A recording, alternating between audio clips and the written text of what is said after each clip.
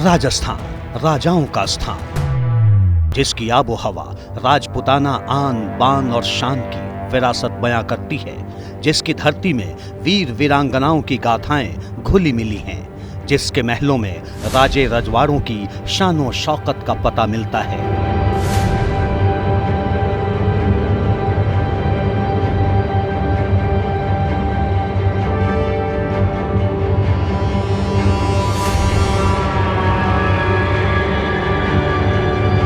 राजस्थान के इन्हीं शाही महलों से एक रास्ता जमीनी हिसाब से देश के सबसे बड़े सूबे की सियासत को भी जाता है।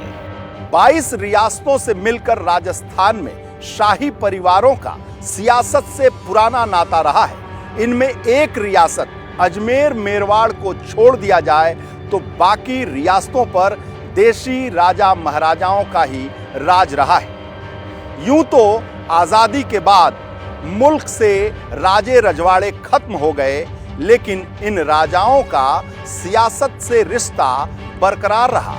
7.5 दशक के दरमियान बहुत सारे राज परिवार राजनीति में आए और कामयाब भी हुए। इन्हीं में से एक नाम है दिया कुमारी का। तो आज हम बात करेंगे जयपुर के इसी शाही घराने का। 15 सितंबर 2013, जयपुर, राजस्थान।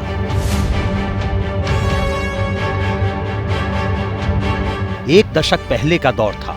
राजस्थान में चुनावी सरगर्मियों के बीच जयपुर में प्रधानमंत्री नरेंद्र मोदी की रैली थी। इसी रैली में राजस्थान के एक और शाही घराने ने राजनीति में कदम रखा। ये कोई और नहीं बल्कि जयपुर राजघराने की इकलौती वारिस राजकुमारी दिया कुमारी थी।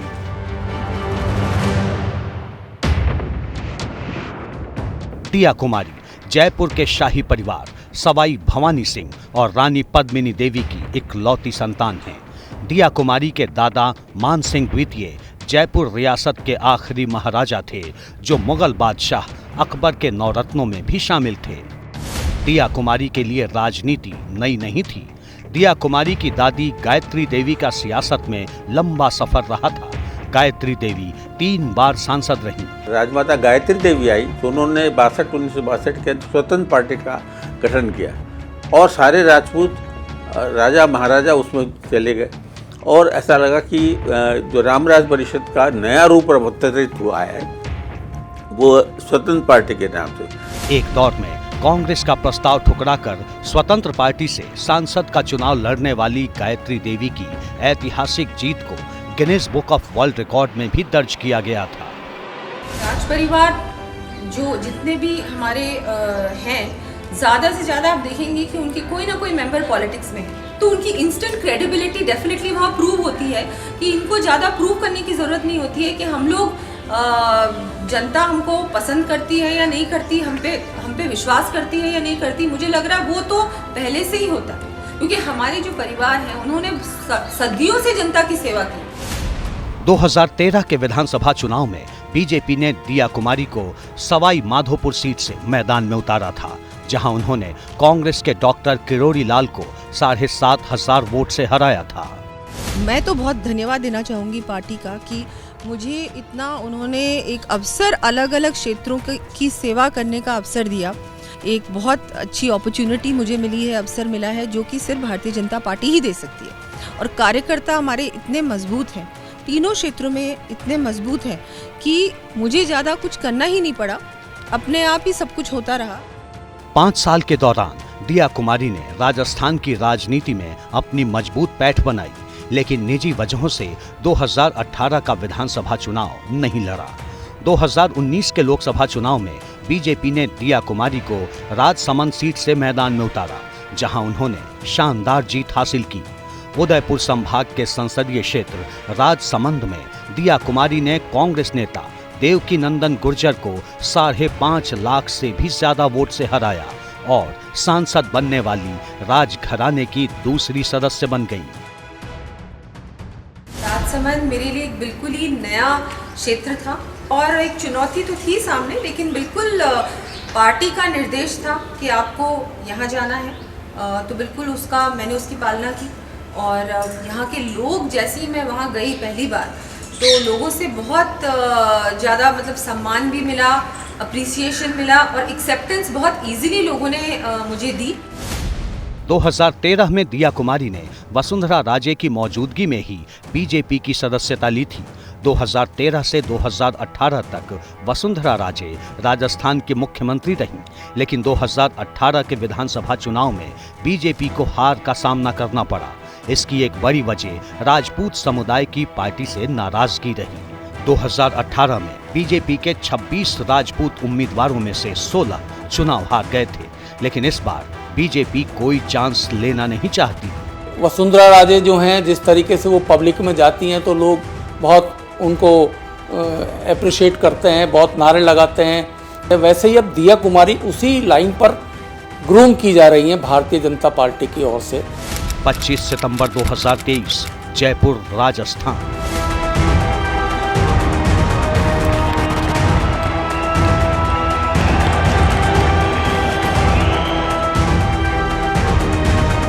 पच्चीस सितंबर को जयपुर में प्रधानमंत्री नरेंद्र मोदी ने परिवर्तन संकल्प रैली को संबोधित किया।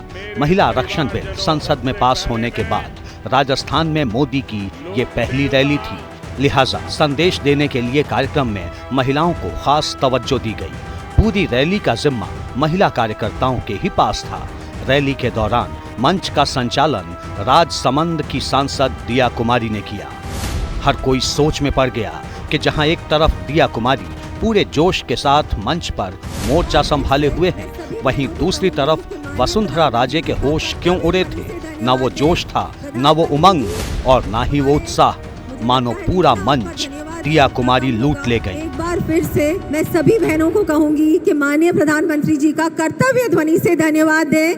प्रधानमंत्री जी हमारे बहुत ही हमारे लिए, हमारे अधिकार के लिए, हमारे सम्मान के लिए, हमको आत्मनिर्भर बनाने के लिए हर योजना के माध्यम से और अब इस अधिनियम के माध्यम से, नारी शक्ति वंदन अधिनियम के माध्यम, यहीं से अटकलों का दौर शुरू हुआ और दिया कुमारी को राजस्थान भाजपा के भविष्य के चेहरे के तौर पर देखा जाने लगा और ये सवाल पूछा जाने लगा कि जिस तरीके से वसुंधरा को साइडलाइन किया जा रहा है और दिया कुमारी को प्राथमिकता दी जा रही है, कहीं वो भविष्य में राजे की जगह तो नहीं लेने वाली हैं। इन अफवाहों को और मजबूती तब मिली जब बीजेपी ने पहली लिस्ट जारी की। इसमें दिया कुमारी को विद्याधर नगर सीट से टिकट दिया गया। उन्हें मुख्यमंत्री का कैंडिडेट तक बताया जाने लगा। आप भी अपने आप को मानती हैं कैंडिडेट? मैं बिल्कुल नहीं मानती। मैं अभी एमएलए की प्रत्याशी हूँ और बिल्कुल मैं अपने सभी वोटर्स से कहूँगी कि मुझे वोट करें और एमएलए बनाएं। पार्लियामेंट्री बोर्ड का डिसीजन है। दिया कुमारी भले खुलकर न बोले, लेकिन विद्याधर नगर सीट से टिकट दिया जाना ये इशारा कर रहा है कि बीजेपी को राजस्थान की शाही विरासत और सियासत का नया चेहरा मिल चुका है। पार्टी जब भी पार्टी ने मुझे अवसर दिया है, मैंने अपनी तरफ से पूरी कोशिश की है कि मैं अपना 100% दूं और इस बार भी पार्टी ने जो अवसर दिया, पहले मुझे एमएलए बनाया था सवाई माधोपुर से, सांसद फिर राजसमंद से और अब प्रत्याशी बनाया विद्याधर नगर से। बिल्कुल मैं बहुत बहुत आभारी हूं हमारे राष्ट्रीय नेतृत्व की भी और प्रदेश नेतृत्व की भी कि उन्होंने मुझे ये जिम्मेदारी सौंपी। विद्याधर नगर सीट से नरपत सिंह राजवी विधायक हैं। 2018 का चुनाव उन्होंने 30,000 वोट के बड़े अंतर से जीता था। कुंवर साहब कहे जाने वाले राजवी 3 बार विधायक रह चुके हैं। उन्हें वसुंधरा राजे का समर्थक और वफादार माना जाता है। नरपत सिंह राजवी पूर्व उपराष्ट्रपति और मुख्यमंत्री रहे भैरों सिंह शेखावत के दामाद हैं। दूसरी तरफ दिया कुमारी को सियासत में बमुश्किल 1 दशक हुआ है। राजस्थान की 200 सीटों में से कहीं भी खड़ा कर दो, मेरा दावा है वो कहीं से भी जीत जाएगी। इतनी उनकी लोगों के अंदर लोकप्रियता इस समय बन गई है कि वो राजसमंद से खड़ी हो गई। राजसमंद जो उदयपुर के पास लगता है और पूरे 4 जिलों को बना करके और लंबी पट्टी है, उस लंबी पट्टी में भी वो जीत गई। दिया कुमारी राजनीति में आने के बाद से ही अमूमन कम प्रोफाइल वाली नेता रही हैं, लेकिन अब ऐसा नहीं है। अगस्त में जब पार्टी ने पेपर लीक, कानून व्यवस्था और महिलाओं पर अत्याचार जैसे मुद्दों पर नहीं सहेगा राजस्थान जैसा अभियान चलाया था, तो इस अभियान का नेतृत्व जयपुर में दिया कुमारी ने ही किया था। यही नहीं, बल्कि मुख्यमंत्री अशोक गहलोत के घर के सामने धरना भी दिया था। लेकिन इन सभी कार्यक्रमों से वसुंधरा राजे गैर हाजिर रहीं। यही वजह है कि राजस्थान में बीजेपी धौलपुर राजघराने के बाद अब जयपुर राजघराने पर दांव लगाने को तैयार है। अगर बीजेपी दिया कुमारी को सीएम कैंडिडेट बनाती है तो एक तीर से कई निशाने साध सकती है। वसुंधरा राजे और दिया कुमारी दोनों शाही परिवार से आती हैं, यानी सत्ता की अगुवाई एक महारानी से दूसरी महारानी के पास होगी। दोनों राजपूत समुदाय से आती हैं जो बीजेपी के परंपरागत वोटर माने जाते हैं। जो राजस्थान की जनता है आज भी राजा महाराजाओं का जो इम्पैक्ट है वो उनके मस्तिष्क से नहीं अलग हुआ है। आज तक भी उनके माइंड में वो राजा महाराजा हैं, उनको उतना ही वो रिगार्ड करते हैं, उतना ही रिस्पेक्ट करते हैं। वसुंधरा राजे के बागी तेवरों से पार्टी प्रेशर पॉलिटिक्स से दो चार होती रही है, तो दूसरी तरफ दिया कुमारी पार्टी हाईकमान के साथ कदम से कदम मिलाकर चल रही हैं। ऐसे में बीजेपी को नुकसान की कम आशंका है। वसुंधरा राजे के मुकाबले दिया कुमारी पर करप्शन की कोई आंच नहीं है। दिया कुमारी की इमेज साफ सुथरी रही है। इतना ही नहीं, राजघराने से ताल्लुक रखने के बावजूद उन्हें काफी मिलनसार भी माना जाता है।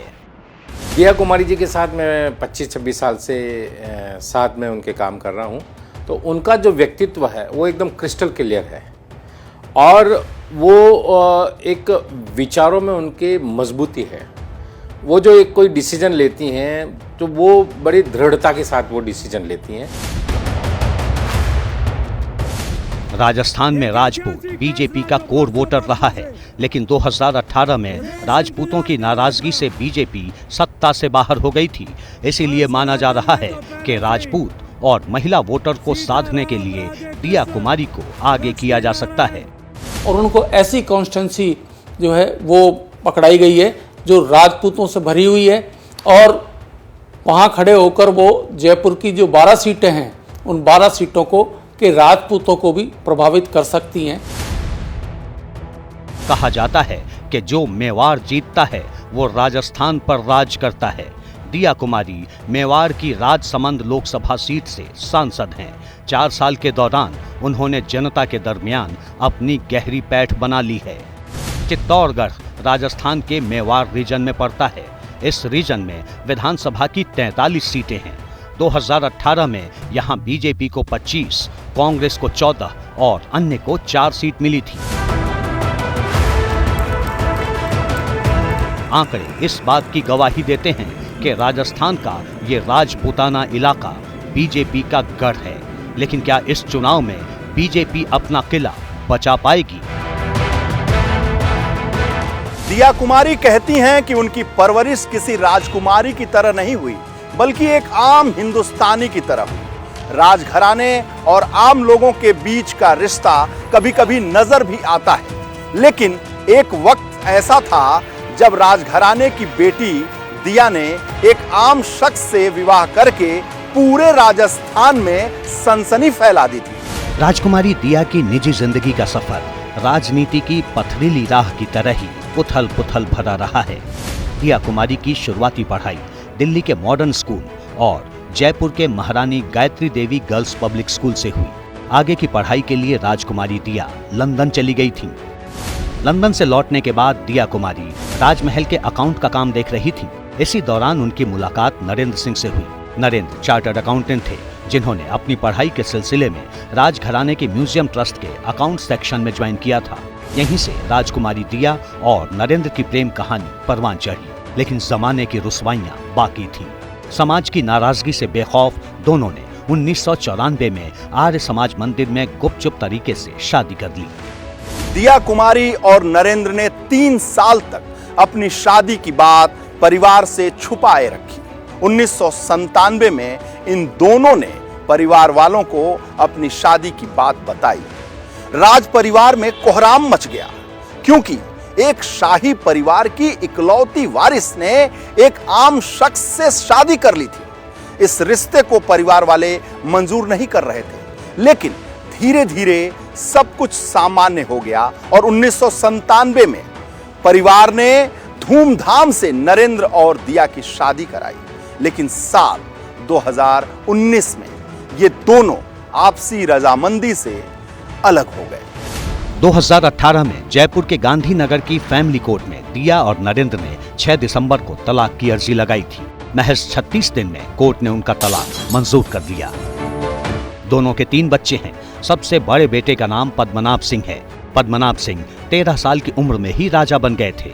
उनके नाना सवाई मान सिंह जी बहादुर के देहांत के बाद 27 अप्रैल 2011 को उन्हें शाही परिवार का उत्तराधिकारी बनाया गया। बिजनेस इंसाइडर के मुताबिक राजवंश के महाराजा पद्मनाभ सिंह मौजूदा वक्त में 23 साल के हैं और $697 मिलियन से लेकर $855 मिलियन तक की मिल्कियत के मालिक हैं। वहीं शाही परिवार की संपत्ति की बात अरबों खरबों तक जाती है। 2013 में दिया कुमारी ने अपनी संपत्ति 9 करोड़ 64 लाख बताई थी, जबकि 2019 में उन्होंने खुद को 16 करोड़ 59 लाख की मिल्कियत का मालिक बताया था। वैसे कई रिपोर्ट बताती हैं कि जयपुर रॉयल फैमिली की दौलत करीब $2.8 बिलियन यानी 20,000 करोड़ के आसपास है। दिया कुमारी जयगढ़ किला, सिटी पैलेस जयपुर, अंबर फोर्ट और 2 ट्रस्ट, महाराज सवाई मान सिंह म्यूजियम ट्रस्ट, 2 स्कूल और 3 होटल चलाती हैं। लेकिन फिलहाल दिया कुमारी के पास मरुधरा में फिर से कमल खिलाने की जिम्मेदारी और चुनौती है। इसमें कितनी कामयाबी मिलती है ये तो 3 दिसंबर को ही पता चलेगा। लेकिन इतना जरूर है कि राजस्थान की सत्ता का रास्ता राजे रजवाड़ों के राजमहलों के किनारों से ही निकलेगा।